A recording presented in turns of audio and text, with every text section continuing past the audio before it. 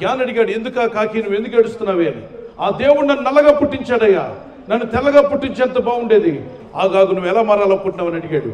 హంసలాగా తెల్లగా మారాలనుకుంటాను. అయితే ఒకసారి వెళ్ళి హంసను అడిగి చూడు, హంసకు మనశ్శాంతి ఉందేమో, డిప్రెషన్లో ఉందో సంతోషంగా ఉందో చూడమంటే హంస చెప్పింది, ఈ ప్రపంచంలో ఎన్నో రంగులు ఉండగా ఆ దేవుడు నాకు ఎందుకో ఒక తెల్ల రకం మాత్రం నా ముఖాన్ని పడిస్తాడు, నాకైతే మనశ్శాంతి లేదు. నేను ఏమనుకుంటున్నానంటే చిలకను చూడు, ప్యారెట్కి అనేక రంగులు ఉన్నాయి, ఈ తెల్ల రంగుతో బోరు కొట్టిందంట దాన్ని. కాకి చిలక దగ్గరికి వెళ్ళి అడిగింది, ఆనందంగా ఉన్నామంటే అసలు ఆ తప్పు చేసినట్టున్నాడు దేవుడు, అనేక రంగులు నాకు ఇచ్చాడు కాబట్టి వీళ్ళందరూ ఈ మనుషులు నన్ను పట్టుకొని పంజరాల్లో పెట్టేస్తున్నారు, నిన్ను ఎవడు పంజరంలో పెట్టడు, హ్యాపీగా తిరుగుతున్నావు, స్వతంత్రం ఉంది, నీకు ఫ్రీడమ్ ఉంది, నీలాంటి బతుకు నాకు లేదని బానిసైపోయానని నేను బాధపడుతున్నాను చెప్పి.